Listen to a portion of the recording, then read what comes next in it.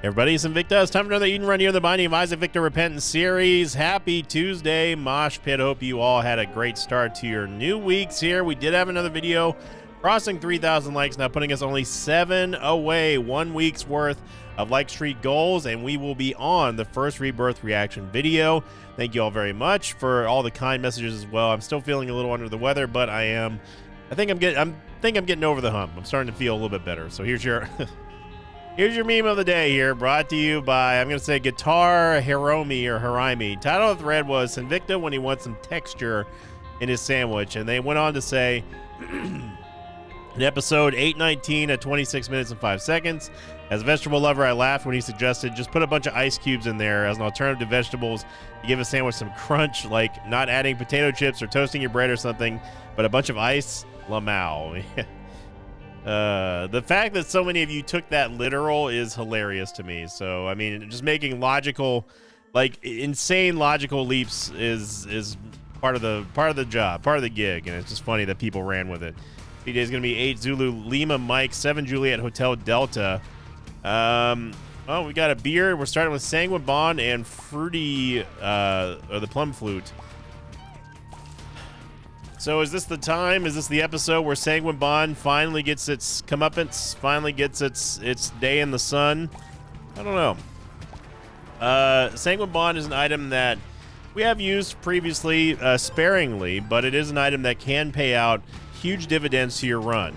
Essentially what happens is that there is a sacrificial spike that is placed inside of the Devil Deal, and depending on your luck, it will give you a variety of different benefits at the cost of some HP.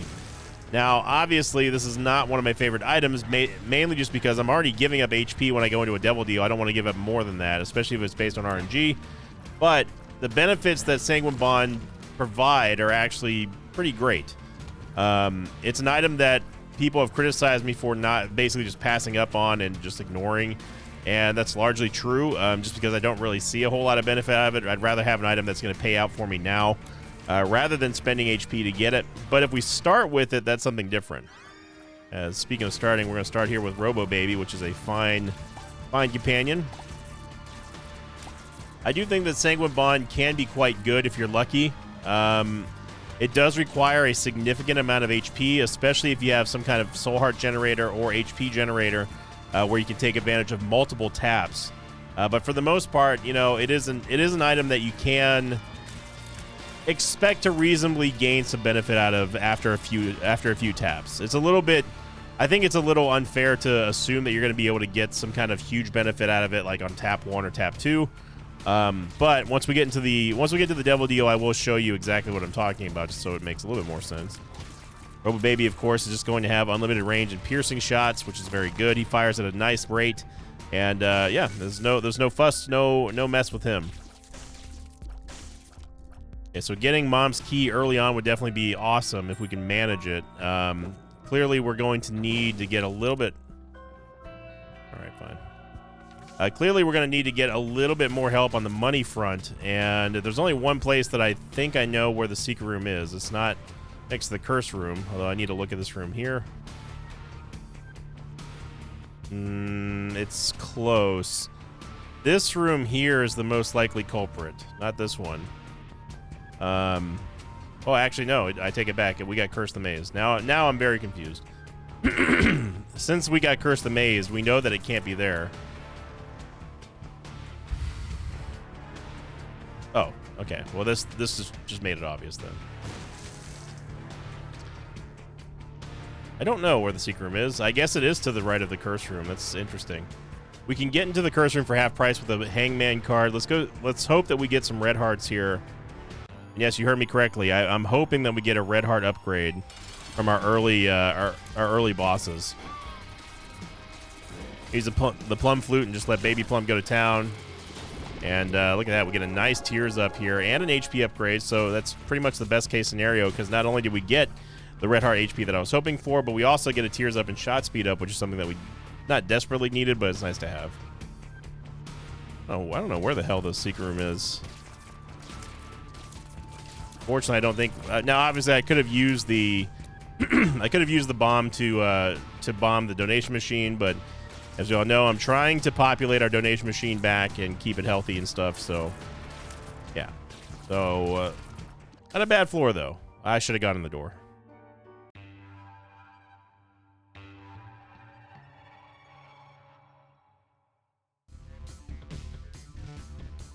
Still suffering from a little mind fog, brain fog here as I get over the illness. Someone pointed out in chat on over the weekend, they're like, weren't you just talking about how like you don't get sick?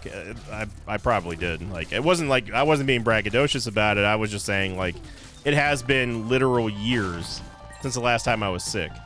And I mean sick. And this time wasn't too bad. Like it was the usual allergy thing. Usual gunk, you know. I was a little bit disappointed that it did knock me out for a couple days, but you know, I do think that I'm getting over it. It's just that getting my voice to going back to normal, getting away from the sick voice. That's, you know, that takes a couple days.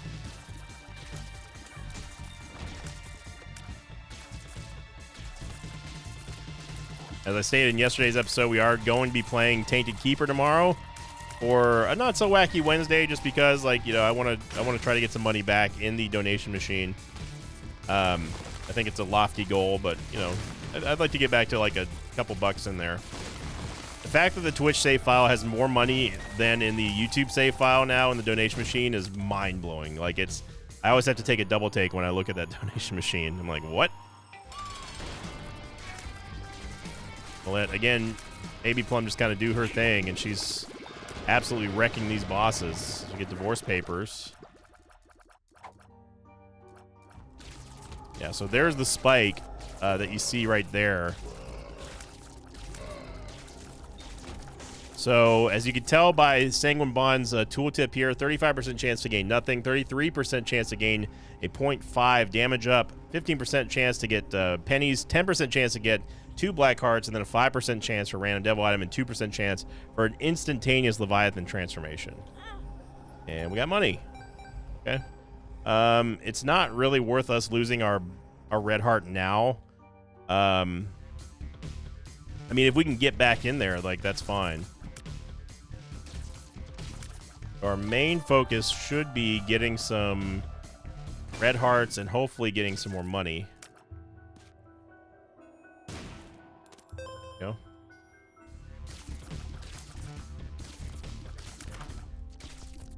Compass, which I'm obviously going to take.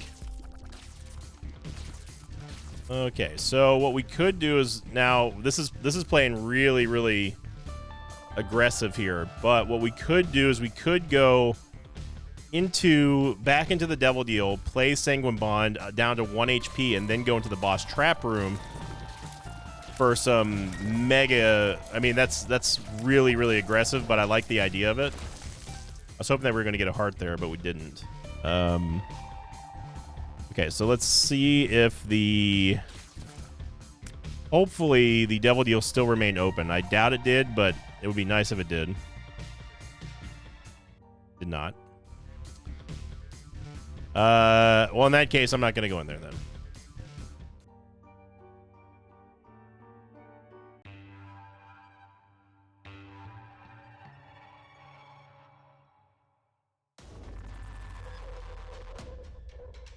Yeah, so we have a sack room here too, so if we get enough red hearts, we can actually play that and still gain the benefit of playing Sanguine Bond as well inside the Devil Deal. But we have to get a Devil Deal, though. We can't get an Angel Deal. So, but before we go any further on this run, of course, I want to go to last week's question of the episode, which was the Brimstone Tag Team episode, which a lot of people really enjoyed, and it simply stated, what is your take on Jello? You know, Jello's been showing up a lot lately, and you know, I think that Jello is getting his fair due. You know, it's a good item, and a lot of people did have good opinions about him. The most upvoted comment came in from Zaxio, who said, "Incredible, almost always a must take." And yeah, I would definitely agree with that. If you don't have anything better, then Jello is for sure going to be a must-have situation. Gonna get Pointy Rib here, which, you know, Pointy Rib is kind of whatever. It's nothing too. Not gonna set the world on fire. It does a little bit of damage. That's about it. Second most upvoted comment came in from With Tyler, who said, never a turn down. Jello has amazing synergies to improve almost any build. And again, very clear, concise reasons. I mean, I'm just straight to the point, and I'm down with it.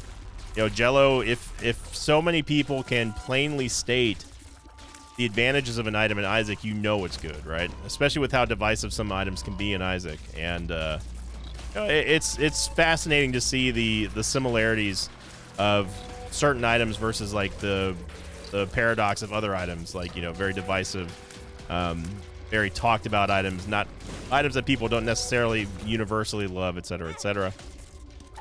Soul of Isaac here. And last but not least, the third most voted comment came in from CZH2432, said it's a significant DPS upgrade that can be used every 2 rooms, so you can use it without any worry in large rooms, which are the rooms you need it in most. Not even close to as good as Tainted Lilith, but that's Repentance, baby. And yeah, I agree. I mean, you know, he's not going to be as good as it is on Tainted Lilith, but it's still pretty good. Like, you're not going to use Jello, you know. Secret Room, the game wants me to believe it's there, but I know it's not. Let's go into the library first. Maybe we'll get something good. Okay. So the obvious play here is to use the Book of Revelations before we go start tapping on the sack room. And again, thank you everyone who took part in last week's question of the episode, and everyone who takes part in every single question of the episode. We have a lot of returners, a lot of commenters in the comment section who are actively trying to and actively doing stuff that supports the channel directly. So I can't thank you enough for that. And you know, I'm really glad that we get to have these sort of downtime discussions. You know, it's good for the commentary, it's good for watchability, and it gives other people stuff to talk about. Look at that. Pretty Plum just going absolute beast mode here. Soul of Isaac. No. I simply will not. I do not want false PhD again. Okay, so that's actually massive here. So this is going to be a pain, but we are going to go back and forth here with this run. It's going to be a long freaking run, and get ready for it. It's going to take a while. So something else we touched upon earlier last week, we were talking and discussing about watch time and engagement, since we've got ourselves a little bit of a trek here. People pointed out an experiment that the Spiffing Brit did a couple years ago, and it's actually one video that I did see, and it didn't even click with me at the time when I was talking about watch time and slowing it down or speeding up videos and that sort of thing. And he actually did an experiment where if you watch a video on 2x, it actually manipulates the algorithm, at least at the time anyway, to give it double the rewards and benefits from the YouTube algorithm and the engagement factor than normal. And he did a very, very, very in-depth, concise, scientific experiment with the data and proved that that was true. So that answers the question about, you know, if people watch this on 2x, do I get the benefits? It actually doesn't help the channel. It actually, I don't want to say harms the channel, but it doesn't do anything. It doesn't do anything positive for the channel. Let's put it that way. So I receive half the benefits of watching a video on 1x than if people watch it on like 1.5 or 2x. And the only reason why I bring that up right now is because a couple people were bringing that up in, I don't remember what video it was. It was a couple of days ago at this point. So it's always good stuff. I mean, that's what the YouTube comment section's for. You know, I subscribe to certain YouTubers who actually actively dislike reading the comment section for their, and I'm not going to try to invalidate their feelings. Most of the time they say it's for their own mental health, because they say that, you know, they read a bunch of positive comments, but it takes just one negative comment just to send them into a downward spiral. And I can empathize with that. I understand. But for the most part, like those are how I view toxic commenters and just trolls or anything like that, or just haters in general in the comment section, is like it's a one problem it's a one problem situation. Like, you only have to deal with it once, and then you never have to deal with that person again. You know, like, you basically shadow ban them. They get sent to the void and scream and shout into the ether, and no one knows. You know, no one knows. And you just move on. Like, it doesn't linger with me. You know, one of my good friends, Total Biscuit, as everyone knows, he was one of my great friends. He did struggle with reading comments and having it linger, and you know, he couldn't help himself to stay away from the comment section. And I've always sort of used John as that's sort of been like the more extreme side of the pendulum swing to how I operate and view negativity in the comments. And I'm very satisfied and pleased what we've been doing with our comment section lately, especially with the question of the episode, where you know, we are enjoying civil discussion. You know, there's not a lot of rebuttal that ends in toxicity or anything like that. And it's just overall just a generally good time. I enjoy seeing that kind of thing. I enjoy taking part in it. I will admit that there is, when you're on YouTube for as long as I have, and you get as many comments as there's a certain point where you cannot respond and read every single comment that you get. And my channel is not big by any means, of course, so like, you know, I'm not trying to say like I've got Mr. Beast levels of comments to deal with, but even at my size, it becomes not possible to respond to everybody. You know, so having this sort of like question of the episode thing and the system that we've been refining on for the last couple of months has been great. It's done wonders for the channel and for the engagement. And it also gives me a central point to discuss stuff, and you know, it gives us something to sort of hold on to, and really promotes good growth. It promotes good discussion, good growth, all that kind of good stuff. And I appreciate that people have been so open to the idea of doing it, and I want to say again, thank you. Turns out this is where the secret room was, so I was correct in that. Somehow our range is 999 as well, which is kind of odd. So very, very long third floor here, and I apologize about that, but we're doing what was necessary to make it work. So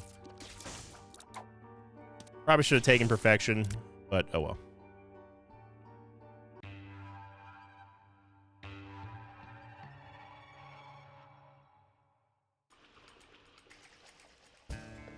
And Curse the Blind. Womp womp womp womp womp womp. Oh boy, Curse of the Blind, always there to bring you down.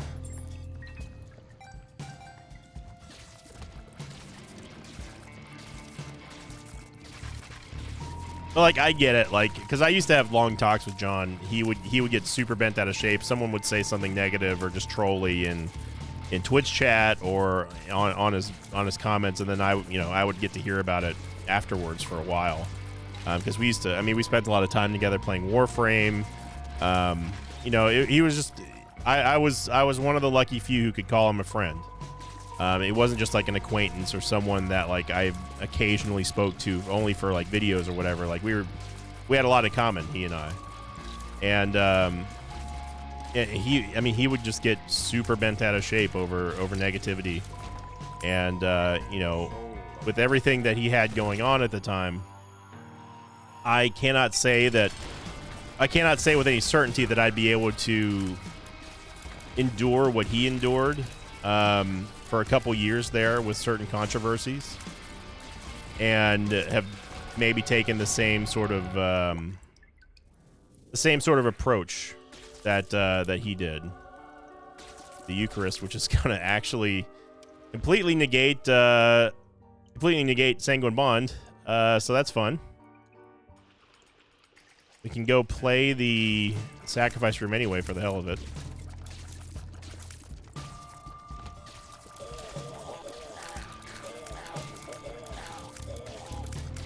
You know, and that's not to say that, like, you know, I think that you would have to be inhuman not to be affected by on some level of negativity when it comes to random yahoos on the internet.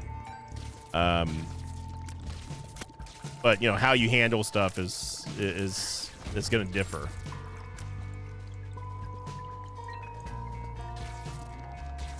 I go pretty hard here on the sacrifice room. I don't really see a need to be conservative here, especially with us having the Book of Revelations.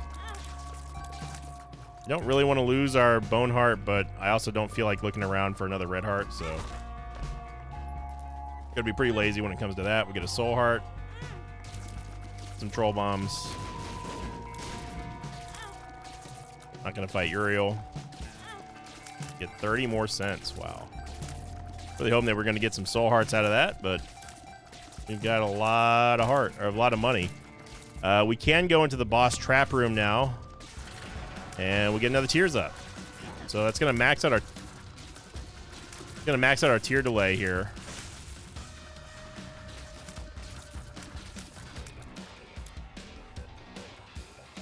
Again, controlling your outgoing DPS, always super important. I talk about it a lot.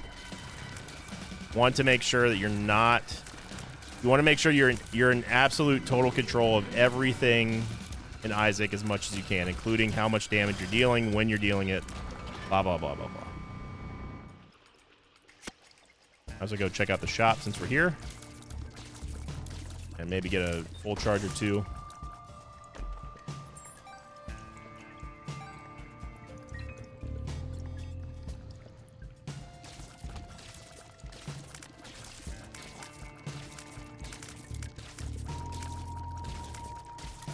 You know, the people that make up the mosh pit are, you know, I talk about them all the time. They're super supportive.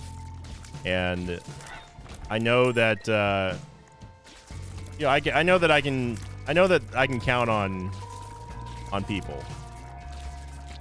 I know that you know, if I say, hey, I'm not feeling too good today, I apologize that the commentary is going to be off, or, you know, we might have a shorter episode for the next couple days or two. Or, hey, I'm going to take a break from Wacky Wednesday just because I'm not feeling it. I know that a majority of my audience is like, yeah, it's cool. Like, we're here for whatever comes our way. Mostly for Isaac, but, you know, whatever comes our way. And I think that that's a big benefit that not a lot of YouTubers have on the platform. Man, we are absolutely loaded when it comes to money right now.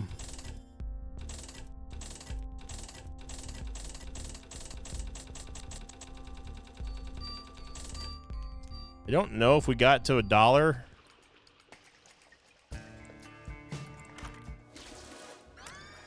Oh, Gertie. All right.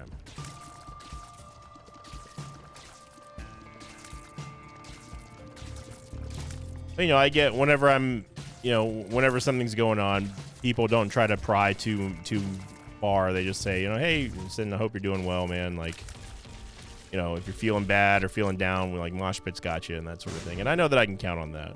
And again, that's something that, like, I'll never ever take for granted, and I'll always be thankful for.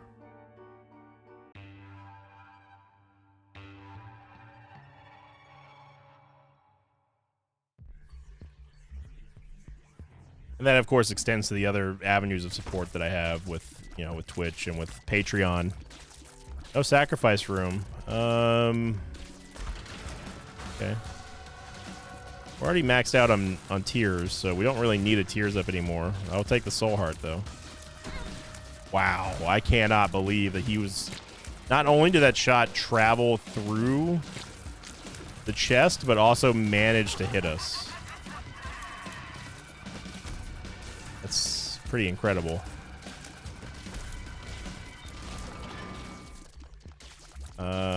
Okay, so obviously we don't want to use the Book of Revelations until we absolutely have to, because we don't want to lose the boss item.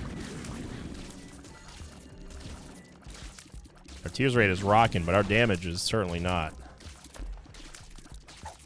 Take the Locust of Pestilence just to give us a little bit of extra DPS.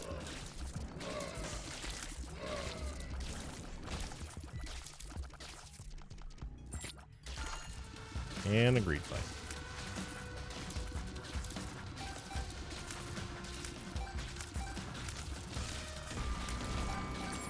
I do miss TB though. TB was one of the few people that I only knew exclusively through online. Although we did meet and hang out quite a few times in real life, but he was somebody that I met just through, just being online. And he was one of the few people that I could trust, and wasn't two-faced, was just a real person. I met a lot of people in my time on the internet over the years. Lots of names, big and small, who for one reason or another, let's just say that we don't talk.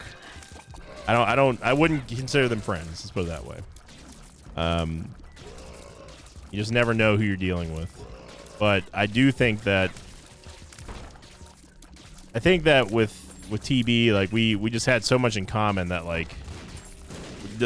neither of us really needed to put up a front or try to impress on one another. Like we both loved heavy metal, we both loved video games. Obviously we had a similar taste in games.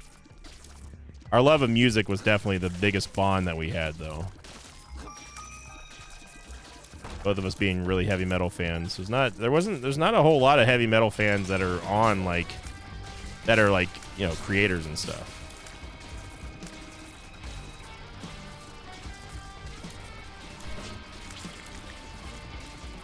Of course, I still talk to Jenna, his wife, and she's a good friend of mine as well. We talk almost every single day. Jenna's a good person.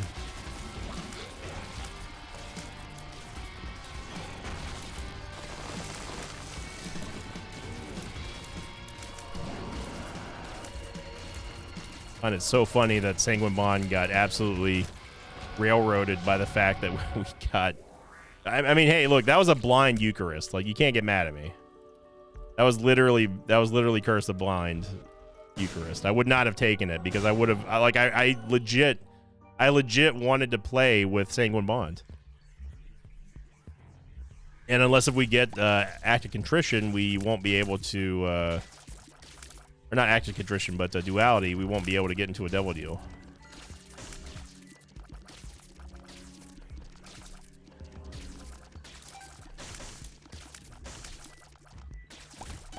A very, very slow roll here. And it's not really because of our damage or our tears rate necessarily. Our tears rate's been maxed out for a while. It's obviously because we just, we've had to do a lot of traipsing around for the red hearts and trying to make it work. With the prospect of us getting some sort of benefit out of Sanguine Bond, and then that turned out, of course, to be hilariously undone by Curse the Blind. So one more thing we can thank Curse the Blind for. Super Secret is probably north of there, or north or south of here. I don't really care at this point.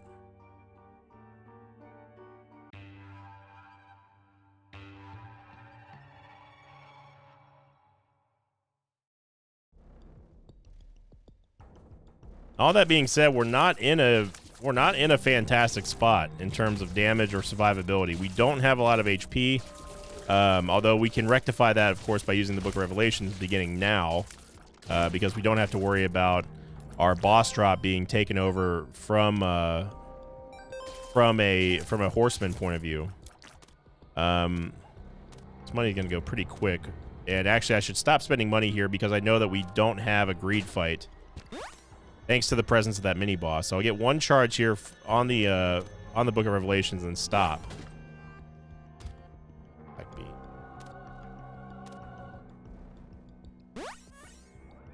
So we're gonna get a soul heart there. It's a kind of an expensive soul heart. No sacrifice room again, which is a little bit surprising, but disappointing. But probably for the better considering our HP situation.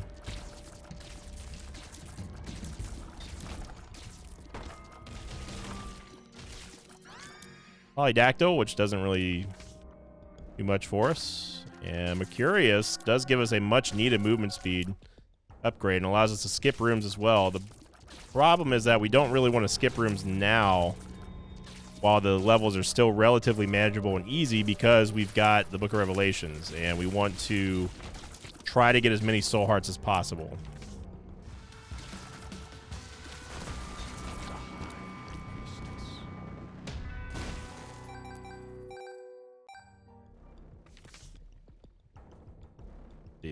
I don't want the wheel, the fortune card. Gotta say, Logan's Pestilence doing some good work for us. No, shout out to Slip Rib too. Pointy Rib's doing a good job. Now, if we end up getting the 4.5 volt from the store, that's a whole nother story. Because then what we can do is we can exploit Mercurius and basically get unlimited charges on our Space item and to our heart's content. But until we actually get into the shop, we don't know if 4.5 volt's going to be in there. Go find out.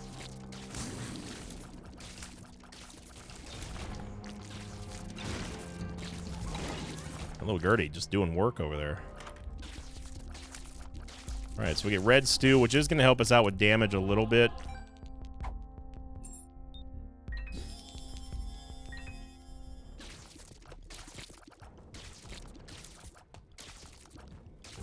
Say a little bit, but I mean it is a significant damage up. It's just a matter of like how long can we keep that damage up for.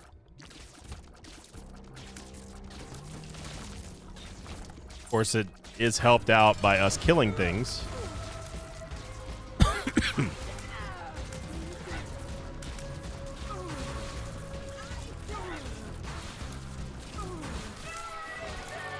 I'm going to take the negative purely for the damage up, and then we get Void. Which, yeah, I mean, Void would allow us to get some more damage, possibly. And we also gain the benefit of the Book of Revelations. We got to hurry, though, with Red Stew buff.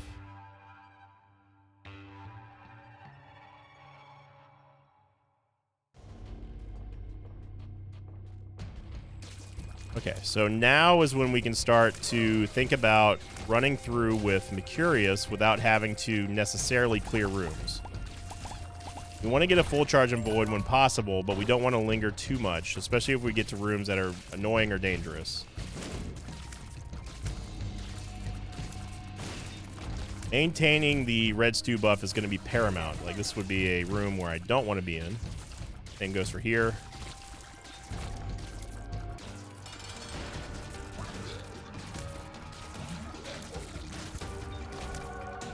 Picamide is not something that we want, and I will take Stigmata just for the damage up, even though it's not going to be readily apparent right now that we got a damage up there because of the Red Stew buff eclipsing what our base damage currently is. And I'm simply just I'm getting this one full charge here just so we can void for Picamide, gives a Tears Up and a Luck Up, and of course gives us a much needed Soul Heart, which is going to be great for survivability. Void also, of course, can break the Tears cap, which is good.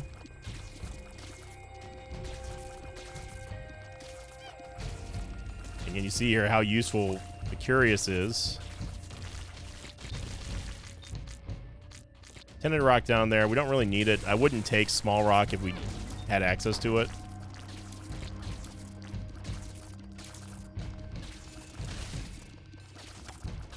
And we can just ignore stupid rooms like this, and this, and this. This is a long hallway, dude.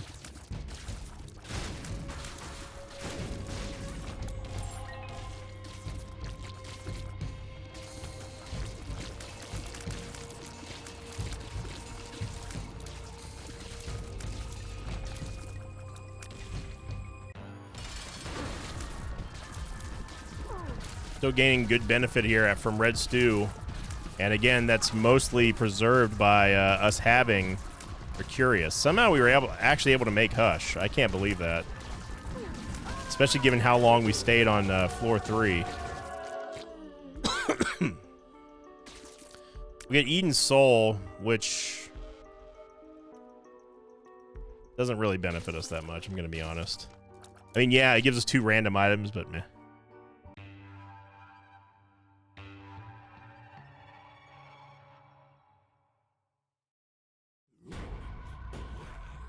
Now, debatably, Nun's Habit is worth holding on to and taking. Debatably. Of course, for us to gain any benefit of that, it requires us to take damage, which we have been doing. Not deliberately, of course, but just want to see what this dice room is over here. Be a full reroll, which I don't know. I don't know if we go for full reroll status here or not.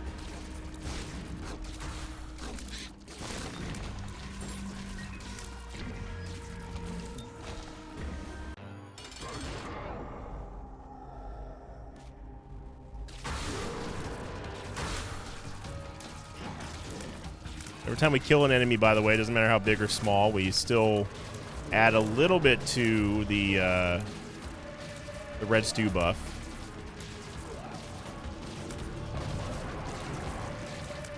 But you do see that our damage is slowly ticking away.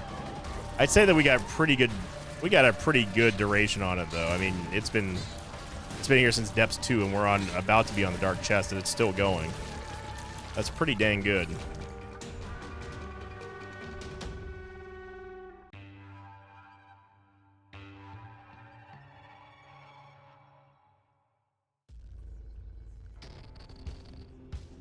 We can see what we have for our devil deal here. We get Purgatory. Definitely want to take Purgatory. I mean, Little Horn maybe, but I'd rather take Succubus, just because it's going to deal damage independent of us, right? And our damage is still kind of jacked right now because of Red Stew. Jacked in a good way, I mean. Oh, that just needs to come out of our inventory right now.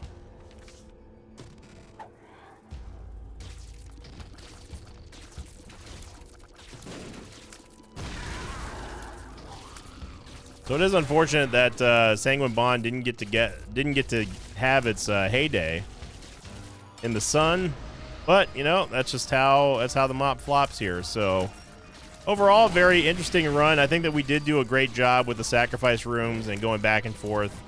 You know, getting enough money there to pay for everything without us having to really even worry about it was no problem at all. But I am gonna take an early exit today as well, everyone. Again, just to rest my voice. And again, I appreciate all the kind messages and you know, the care that people have been providing for me in the comment section, and you know, the support on Discord. I really do appreciate it. And that is going to be an easy dub for us here. Shout out to Red Stew and Mercurius, of course, for making it possible. But also, like, we just had like a banging tears rate from the moment that we started here. So good run overall, I would say. Question of the episode here is going to be, what is your take on Sanguine Bond? Is it an item that you use a lot? Is it an item that you just don't even know what it does yet? Post them in the comments down below. I'd love to hear your thoughts on that. The top 3 most upvoted comments will be read on next week's episode. Stay tuned. Tainted Keeper comes up tomorrow. Looking forward to that run. Let's get this video to 3,000 likes and keep it up with the like streak goal. As always, I will see you all next time. Until then, so long, everybody. Thanks for watching this video. Thanks to patrons of mine like Greg Davis, Marcus, and Ham Solo. If you'd like to have your name read at the end of an Isaac episode, check out my Patreon campaign, which you can find over at patreon.com/Sinvicta.